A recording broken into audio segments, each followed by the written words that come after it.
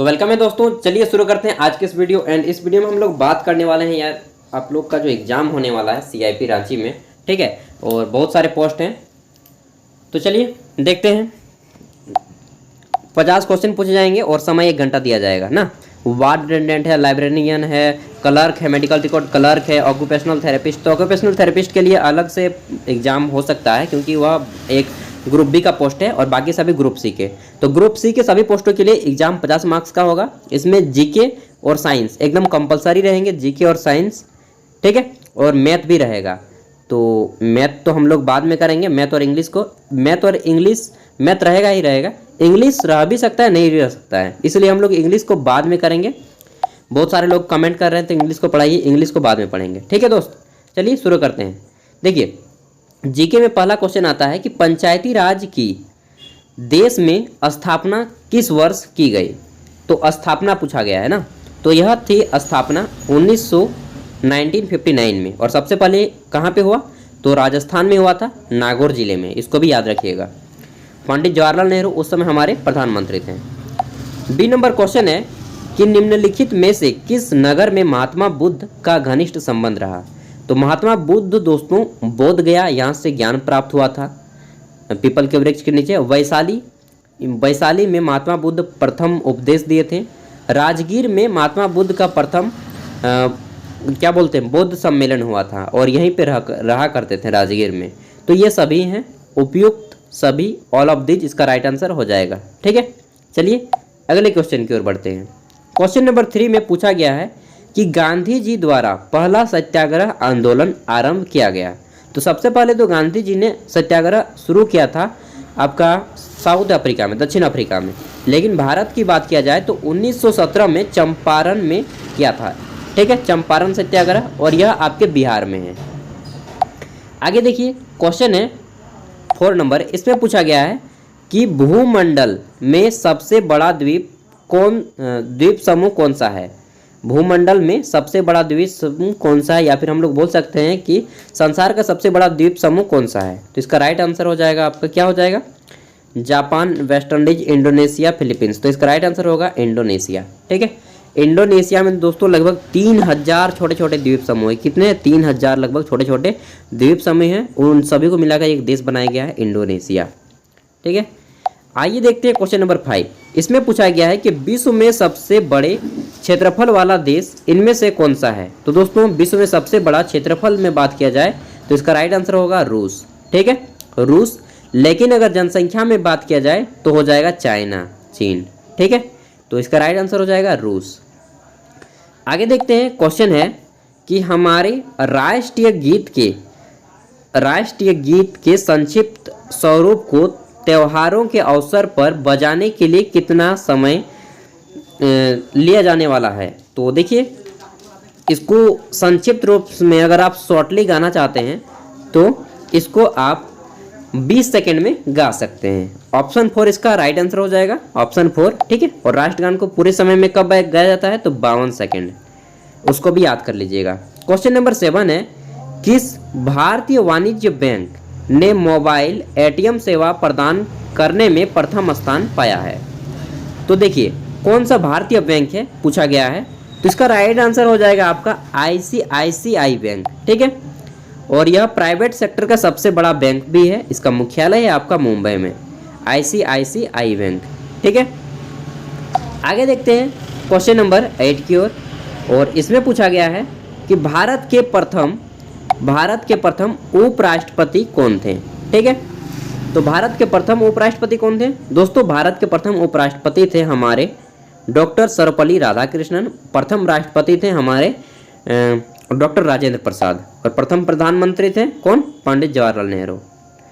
प्रथम शिक्षा मंत्री कौन थे, मौलाना अबुल कलाम आज़ाद। इन सभी को याद कर लीजिएगा और कॉपी किताब है सामने तो नोट करते जाइएगा, क्योंकि लिखने से जल्दी चीज़ें याद होती हैं। आगे देखिए दोस्तों क्वेश्चन है 9 नंबर कि राजगृह में आयोजित प्रथम बौद्ध संगति में कौन सा कार्य हुए। तो राजगृह में प्रथम बौद्ध संगति आयोजित हुआ था, अभी हम लोगों ने पढ़ा था ऊपर वाले क्वेश्चन में भी, और यह बिहार में है। तो उसमें सबसे जो मुख्य कार्य हुआ वह था कि बुद्ध की जितने भी शिक्षाएं थी उनका सूत पिटक और विनय पिटक में एक मतलब दो पुस्तक छप गया एक तरह से, एक शोध पीटक और एक विनय पीटक। ठीक है, आगे देखते हैं क्वेश्चन नंबर 10। इसमें पूछा गया है कि हर्षवर्धन के काल में भारत की यात्रा करने वाले चीनी यात्री कौन थे। तो हर्षवर्धन के काल में भारत की यात्रा करने वाले चीनी यात्री कौन थे? उनका नाम था वैनसांग। ठीक है, वैनसांग या हुनसांग जो बोलिएगा। इसे यात्रियों का राजकुमार भी बोला जाता है और यह नालंदा जो विश्वविद्यालय था ना, वहाँ पे पढ़ने आया था, लेकिन इन्होंने बौद्ध के बहुत सारे चीज़ों को उठा के चीन ले गया और इसीलिए आज चीन में देखिए बौद्ध धर्म बहुत ज़्यादा फैला हुआ है, जापान में फैला हुआ है। क्वेश्चन नंबर 11 है कि अजंता और एलोरा की गुफाएं कहाँ पे पाई जाती हैं। तो दोस्तों महाराष्ट्र का एक ज़िला है औरंगाबाद, वहाँ पे अजंता और एलोरा की गुफाएं पाई जाती हैं। यहाँ पे 3 धर्मों के विशेष रूप से देखे गए हैं जो गुफाएं हैं। पहला है हिंदू, दूसरा है बौद्ध और तीसरा है जैन। इन 3 धर्मों के यहाँ पे गुफाएं पाई जाती हैं। 1 मिनट लाइन चला गया, देख लेते हैं थोड़ा सा। तो चलिए क्वेश्चन बढ़ते हैं 12 नंबर की ओर। इसमें पूछा गया है कि भारत का वह कौन सा राज्य है जो पहली बार महादलीय अवधारणा को लाया और महादलित, दलित से भी जो दलित होता है उसको बोलते हैं महादलित, यानी कि SC कैटेगरी। ठीक है, तो महादलित विकास मिशन का गठन कहाँ पे किया गया? दोस्तों यह बिहार के मुख्यमंत्री नीतीश कुमार द्वारा किया गया है। ठीक है, SC के लिए। ठीक है, तो ये हो गया बिहार इसका राइट आंसर। नीतीश कुमार उस समय मुख्यमंत्री हैं और अभी भी हैं जी। 13 नंबर क्वेश्चन है कि इनके प्रशासन के लिए नगर पालिका संगठन को तैयार किया गया। तो किनके प्रशासन के लिए? देखिए, नगर और छोटे शहरों के लिए नगर पालिका होता है और बड़े शहरों के लिए क्या होता है? नगर निगम। छोटे शहरों के लिए नगर पालिका, बड़े शहरों के लिए नगर निगम। तो इस चीज़ को भी याद कर लीजिएगा। मान लीजिए रांची बहुत बड़ा शहर है जी, तो वहाँ पे हम लोग नगर निगम देखेंगे। अब मान लीजिए बोकारो, ठीक है, तो ये छोटा शहर है, मतलब वैसा ही बड़ा है यार। बोकारो का किसी छोटा सा जगह ले लीजिए या फिर छोटे छोटे जितने भी हैं, तो वहाँ पे नगर पालिका रहेगा। ठीक है, 14 है क्वेश्चन नंबर 14। इसमें है कि किसके शासन काल में भारत की राजधानी को दिल्ली स्थानांतरित किया गया। तो दोस्तों आप सभी को मालूम होना चाहिए कि भारत की राजधानी पहले कहाँ था? हमारा कोलकाता था, और लॉर्ड हार्डिंग ने कोलकाता से, लॉर्ड हार्डिंग के समय काल में हमारी राजधानी कलकत्ता से नई दिल्ली आ गई थी। कब? 1911 में। ठीक है, इसको भी याद रख लीजिएगा। क्वेश्चन नंबर 15 है यार क्वेश्चन नंबर 15 है कि स्वराज आंदोलन किसने प्रारंभ किया। देखिए दोस्तों, स्वराज आंदोलन को आप लोग और एक नाम से जानते हैं, होम रूल लीग। इंग्लिश में इसको बोला जाता है होम रूल लीग। ठीक है, तो होम रूल लीग आंदोलन किसने प्रारंभ किया? यह आंदोलन प्रारंभ किया था श्रीमती एनी बेसेंट। यह मूल रूप से देखा जाए तो ये एक अंग्रेज महिला थी, लेकिन यह एक ऐसी अंग्रेज महिला थी जो कि भारत के स्वतंत्रता के लिए लड़ी थी। क्वेश्चन भी पूछा जाता है कि वैसी कौन सी अंग्रेज महिला थी जो भारत की स्वतंत्रता के लिए खुद लड़ी थी? तो एनी बेसेंट। ठीक है, क्वेश्चन नंबर 16 है कि राज्यसभा में भारत के प्रत्येक राज्य के लिए सीटों के आवंटन का भारत के संविधान की किस अनुसूची में उल्लेखित किया गया है? तो देखिए, किस अनुसूची में उल्लेखित किया गया है? यह है आपका 4थी अनुसूची में उल्लेखित किया गया है। ठीक है, 4थी अनुसूची। और क्वेश्चन पूछा जाता है कि भारत की जो भाषाएं हैं उसको किस अनुसूची में रखी गई है? तो उसकी 8वीं अनुसूची में रखा गया है। आगे देखते हैं क्वेश्चन नंबर 17। इसमें पूछा गया है कि निम्न में से कौन सा बैंकों के राष्ट्रीयकरण, यानी कि नेशनलाइजेशन जब करते हैं बैंकों का, तो राष्ट्रीयकरण का एम नहीं है, कौन सा उद्देश्य नहीं है? देखिए, ये क्वेश्चन इकोनॉमिक्स का है, थोड़ा सा हार्ड है, तो समझिएगा। जमा राशियों की मात्रा में बढ़ाना या विस्तार करना, जी ये तो लक्ष्य है। शाखाओं का असीम विस्तार, ये भी लक्ष्य है कि शाखाएं बढ़नी चाहिए, बैंक बढ़ने चाहिए। 3 नंबर है ग्रामीण और प्राथमिकता वाले क्षेत्रों में प्रवेश, तो ये भी सही है। डी नंबर गलत है। देखिए, यहाँ पे बोला गया है कि बैंकों का कारोबार का संकेंद्रण यानी कि छोटा करना, बैंकों के कारोबार का संकेंद्रण करना यानी कि छोटा करना, ये इसका उद्देश्य नहीं है। तो ऑप्शन 4 इसका राइट आंसर हो जाएगा। 18 नंबर क्वेश्चन देखते हैं। इसमें पूछा गया है कि राज्य के नीति निर्देशक सिद्धांतों में से कौन सा अनुच्छेद प्रबंधन में श्रमिक भागीदारी को सुरक्षित करने की बात कहता है? तो कौन सा अनुच्छेद कहता है? देखिए इसका राइट आंसर आपका हो जाएगा अनुच्छेद 43 का ए ऐसी बातें करता है। अनुच्छेद 43 का ए, ठीक है, आर्टिकल 43 का ए। आगे देखिए क्वेश्चन है 19 नंबर, इसमें पूछा गया है कि ऐसा कौन सा पर्यावरण पुरस्कार है जो पर्यावरण एवं वन मंत्रालय भारत सरकार द्वारा स्थापित है और यह उन व्यक्तियों और संगठनों को प्रदान किया जाता है जिन्होंने पर्यावरण संरक्षण और सुधार के क्षेत्र में महत्वपूर्ण और उत्कृष्ट योगदान दिया है। तो इसका राइट आंसर क्या हो जाएगा? तो ऐसा पुरस्कार है इंदिरा गांधी पर्यावरण पुरस्कार, ठीक है, इंदिरा गांधी पर्यावरण पुरस्कार। आगे देखते हैं 20 नंबर क्वेश्चन, इसमें पूछा गया है कि किस मकबरे को अहमदाबाद का एक्रोपोलिस कहा जाता है? तो किस मकबरे को अहमदाबाद का एक्रोपोलिस कहा जाता है? देखिए दोस्तों यार, सरखेज रोजा ये जो मकबरा है अहमदाबाद गुजरात में, इसे एक्रोपोलिस कहा जाता है, अहमदाबाद का एक्रोपोलिस। 21 नंबर क्वेश्चन देखिए, इसमें पूछा गया है कि छत्रपति शिवाजी की अष्टप्रधान यानी कि 8 लोगों की एक कमेटी हुआ करती थी, या फिर सोच लीजिए कि एक 8 लोगों की एक गुट हुआ करती थी, उसको क्या नाम दिया गया था, या फिर गुट का जो हेड था अमात्य, उसकी क्या भूमिका थी, क्या कहा जाता था? तो उसे एक वित्त मंत्री की तरह महालेखाकार कहा जाता था, ठीक है, ऑप्शन 4 हो जाएगा महालेखाकार। देखिए क्वेश्चन है 22 नंबर, इसमें पूछा गया है कि बड़गांव का आंगल मराठा युद्ध निम्नलिखित वर्ष में हुआ। तो बड़गांव का आंगल मराठा युद्ध कब हुआ था? यह हुआ था आपका, कब हुआ था? तो 1789 1779 को हुआ था। 23 नंबर क्वेश्चन देखते हैं, इसमें पूछा गया है कि अल नीनो क्या है? देखिए दोस्तों अल नीनो क्या है, तो यह एक थोड़ा सा ऊपर उठा लेते हैं, अब देखिएगा, हाँ, अल नीनो एक प्रशांत महासागर में गर्म होने से बना एक असामान्य पैटर्न है, ठीक है, असामान्य मौसम का पैटर्न है, असामान्य हो जाता है, कोई जनरल नहीं होता है, इसलिए इसे अल नीनो कहा जाता है। एक होता है ला नीनो, एक होता है अल नीनो। ला नीनो के बारे में भी हम लोग पढ़ेंगे कभी। 24 नंबर क्वेश्चन है कि भारतीय संविधान में समवर्ती सूची को निम्न में से किस संविधान से लिया गया है? तो भारतीय संविधान में समवर्ती सूची को किस संविधान से लिया गया है? यह लिया गया है आपका ऑस्ट्रेलिया से। और अगर बोले नीति निर्देशक तत्वों को कहाँ से लिया गया है, तो नीति निर्देशक तत्व हो जाएंगे आयरलैंड से, ठीक है। देखिए क्वेश्चन नंबर 25, इसके बाद और 25 क्वेश्चन है, 85 क्वेश्चन करेंगे। क्वेश्चन नंबर 25 है कि निम्नलिखित में से किसने निरंकारी आंदोलन की स्थापना की? तो दोस्तों निरंकारी मतलब होता है बिना कोई आकार के, जिसका कोई भी आकार ना हो उसे बोला जाता है निराकार। तो निरंकारी आंदोलन को शुरू किसने किया था? निरंकारी आंदोलन को दोस्तों शुरू किया था बाबा दयाल दास ने, ठीक है। ये सिख भी थे और हिंदू भी थे, आधे सिख आधे हिंदू, मतलब बोल सकते हैं कि मम्मी हिंदी होंगी या फिर पिताजी हिंदू होंगे और कोई एक सिख होगा, कोई एक हिंदू होगा, ठीक है। 26 नंबर क्वेश्चन देखिए, इसमें पूछा गया है कि निर्वाचकों की संख्या के आधार पर भारत में कौन सा संसदीय क्षेत्र सबसे बड़ा है? तो निर्वाचकों की संख्या के आधार पर सबसे बड़ा संसदीय क्षेत्र कौन सा है? देखिए जब भी बात किया जाएगा ना, तब इसमें दीजिएगा आपका तेलंगाना, और तेलंगाना से अगर नहीं मिले तो उसका शहर का नाम दीजिएगा मल्काजगिरी, ठीक है, मल्काजगिरी तेलंगाना में है। आगे देखिए संसदीय क्षेत्र मतलब कि एमपी, ठीक है, मेंबर ऑफ पार्लियामेंट।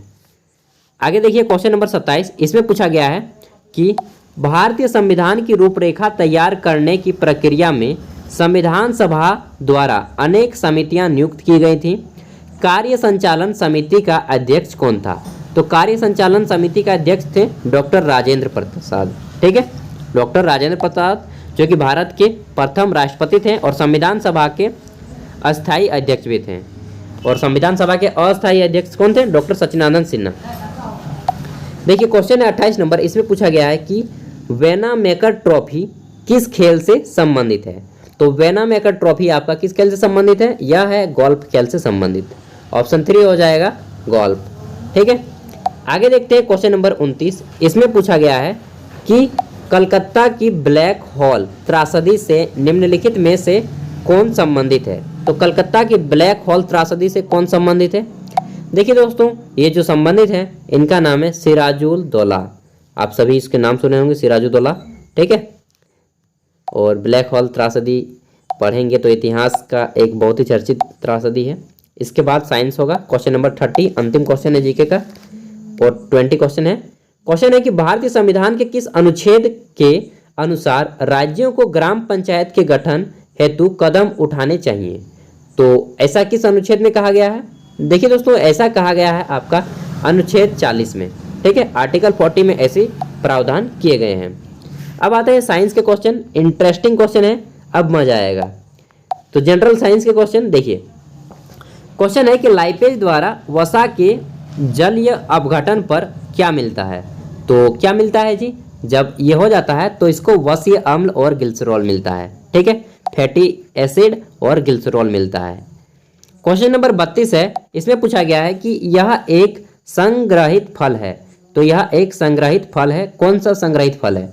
देखिए, सहतूत जो है एक संग्रहित फल है और खाए होंगे यार, छोटा छोटा होता है, बहुत ही मीठा होता है, हम लोग के घर में तो फलता है भी है, मतलब चलिए खाए होंगे तो और क्या। मात्रा UT+T चिन्हों का अर्थ सामान्य क्या है? तो देखिए, इसका सामान्य अर्थ क्या है? ये एक फिजिक्स का क्वेश्चन है यार, हो सकता है ये आपको टफ लगे। तो ये आपका LT आयाम है, ठीक है, आयाम क्या है इसका? LT। आगे देखिए, क्वेश्चन है 34 नंबर कि क्लासिकल भौतिकी के नियम इन कणों पर लागू होते हैं जिनका आकार क्या होता है? तो जिनका भी आकार 10 का पावर, जिनका आकार क्या होता है? 10 का पावर -8 मीटर से कम होता है, तो इन पर लागू होते हैं क्लासिकल भौतिकी के नियम, ठीक है। आगे देखिए 35 नंबर क्वेश्चन है कि कार का एक पहिया जो सड़क पर चल रहा है, ठीक है, अब क्या होगा? कार का एक पहिया है जो सड़क पर चल रहा है, तो क्या होगा? इसका हो जाएगा स्थैतिज घर्षण होगा और गतिज घर्षण होगा, फिर रोलिंग घर्षण होगा, ठीक है। सबसे ज़्यादा स्थैतिज घर्षण होगा, उससे थोड़ा कम होगा गतिज घर्षण और उससे थोड़ा कम होगा रोलिंग घर्षण।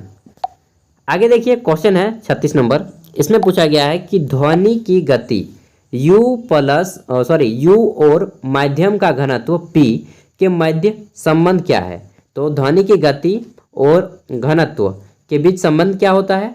इनका जो संबंध होता है वह होता है U लैम्डा आपका √1/ρ, ठीक है। इसको P नहीं बोलिएगा, इसको रो बोलिएगा। तो एक दो क्वेश्चन टफ हैं, क्योंकि टफ तो होगा ही, क्योंकि साइंटिस्ट आप मतलब एक तरह से आप साइंस के क्वेश्चन टफ ही रहेंगे जैसा अब एग्जाम हो रहा है, ठीक है। क्वेश्चन है कि बैगनी प्रकाश के तरंगदैर्घ्य का परास mn में है, कितना mn में है? तो बैगनी प्रकाश का जो तरंगदैर्घ्य होता है वह कितना mn होता है? 400-450 से 500 mn के बीच होता है। ये जो उल्टा वाई है इसको हम लोग बोलते हैं तरंगदैर्घ्य, ठीक है। आगे देखिए क्वेश्चन है कि एक रोगी के शरीर के अंदर देखने के लिए क्या उपयोगी है? तो किसी रोगी के शरीर को देखने के लिए प्रकाशीय तंतु उपयोगी है, ठीक है। आगे देखते हैं क्वेश्चन नंबर 39, इसमें पूछा गया है कि दो बिंदुओं के आवेशों के मध्य बल F और उनके मध्य दूरी R के बीच संबंध है, तो उनके बीच क्या संबंध है? देखिए इसका राइट आंसर हो जाएगा F1/r², ठीक है यार। और 10 क्वेश्चन है, बस जल्दी से हो जाए। आज वैसे भी मैं काफ़ी थक चुका हूँ और काम से आके डायरेक्ट आपका वीडियो बना रहा हूँ। 40 नंबर क्वेश्चन है कि एक लोह चुंबकीय पदार्थ के लिए उसकी चुंबकीय सुग्राहता के लिए यह सत्य है, तो कौन सा सत्य है? देखिए इसका राइट आंसर हो जाएगा अधिक, ठीक है। एक लोह चुंबकीय पदार्थ के लिए उसकी चुंबकीय सुग्राहता अधिक होती है, ठीक है। आगे देखिए क्वेश्चन देखते हैं 41 नंबर, इसमें पूछा गया है कि जब प्रकाश दूसरे माध्यम के अंदर जाता है तो क्या होता है? तो जब प्रकाश दूसरे माध्यम के अंदर जाता है तो उसकी आवृत्ति में परिवर्तन नहीं होती है, ठीक है। और बाकी ये तीनों होते हैं, यानी कि उसकी आवृत्ति में परिवर्तन होता है, उसकी गति नहीं बदलती है, उसकी तरंगदैर्घ्य नहीं बदलती है और उसकी आवृत्ति में परिवर्तन नहीं होती है। बाकी ये तीनों जो है गलत हैं, ये तीनों गलत हैं, केवल ऑप्शन 2 सही है इसका। 42 नंबर क्वेश्चन, इसमें पूछा गया है कि चक्रण क्वांटम संख्या के कितने मान संभव हैं? तो सिंपली समझिए कि क्वांटम संख्या के कितने मान संभव हैं, और क्वांटम संख्या को किसने दिया था? मैक्स प्लांक ने, ठीक है, मैक्स प्लांक। और इसके मान अधिकतम संभव हो सकते हैं आपके 2, उससे ज़्यादा नहीं। क्वेश्चन नंबर 43, इसमें पूछा गया है कि एक धातु के फॉस्फेट का सूत्र MHPO है, इसके क्लोराइड का सूत्र क्या होगा। तो इसके क्लोराइड का सूत्र क्या होगा, देखिए यह आपका केमिस्ट्री का क्वेश्चन है और इसके क्लोराइड का सूत्र होगा MCl2, यानी कि क्लोरीन के यहाँ पे 2 अणु हैं, ठीक है। अगला देखिए क्वेश्चन, इसमें पूछा गया है कि किसमें sp संकरित कार्बन है। तो इसका राइट आंसर क्या हो जाएगा, देखिए इसका राइट आंसर हो जाएगा CH3 का बॉन्ड है CH में। आज का क्वेश्चन काफ़ी ज़्यादा टफ हो गया कोई बात नहीं, टफ और इजी दोनों क्वेश्चन करने हैं। 45 नंबर क्वेश्चन है, H बम इस पर आधारित है। तो H बम यानी कि हाइड्रोजन बम किस पर आधारित है। H बम मतलब हाइड्रोजन बम किस पर आधारित है। तो हाइड्रोजन बम जो होता है आपका, यह होता है नाभिकीय संलयन पर आधारित, और एक होता है परमाणु बम, वह आपका नाभिकीय विखंडन पर आधारित होता है, ठीक है। एक होता है नाभिकीय विखंडन और एक होता है नाभिकीय संलयन। सूर्य भी नाभिकीय संलयन पर आधारित है। 46 नंबर क्वेश्चन है, CO2 यानी कि कार्बन डाइऑक्साइड के 1 मोल में कितने परमाणु होते हैं। तो कार्बन डाइऑक्साइड के 1 मोल में दोस्तों 6 × 10⁻23 कार्बन के परमाणु होते हैं। 47 नंबर क्वेश्चन देखिए, अंतिम 3 क्वेश्चन है, इसमें इसको आपको करना होगा खुद से। नाइट्रोजन है और ऑक्सीजन है, नाइट्रोजन के 2 अणु हैं, ऑक्सीजन के भी 2 अणु हैं, और कुल मिलाकर यहाँ पे जो द्विविस्थापन अभिक्रिया दिखाया गया है, ठीक है। ये तीर का निशान दोनों तरफ रहेगा, तो द्विविस्थापन अभिक्रिया है 2NO हो जाते हैं, ठीक है। अब इसका राइट आंसर क्या हो जाएगा, तो इसका राइट आंसर हो जाएगा आपका 47 है ना, हाँ जी। तो राइट आंसर क्या हो जाएगा इसका, NO और 2, इसका हो जाएगा KC और P रो, ठीक है, ये हो जाएगा ऑप्शन 1। 48 नंबर क्वेश्चन है कि सिद्धांत डेल्टा P डेल्टा X, इस क्वेश्चन को छोड़ दीजिए यार, 48 नंबर को छोड़ दीजिए, काफ़ी ज़्यादा टफ है। अभी जो मैं आपको क्वेश्चन करवा रहा हूँ 10th लेवल का नहीं है, ग्रेजुएशन लेवल का है, लेकिन आजकल के एग्जाम में देख रहे हैं ग्रुप डी रेलवे में कैसा क्वेश्चन पूछा, उसी के हिसाब से क्वेश्चन हम लोग करेंगे। क्वेश्चन है कि C6H14 के कितने अचक्रीय श्रृंखला समवाय संभव हैं। तो कितने अचक्रीय श्रृंखला संभव इसके मतलब कि हो सकते हैं ऐसे, तो इसके अधिकतम हो सकते हैं 5। कितने हो सकते हैं अचक्रीय श्रृंखला, ठीक है। तो ऐसा सीरीज हो सकता है 5 आपके।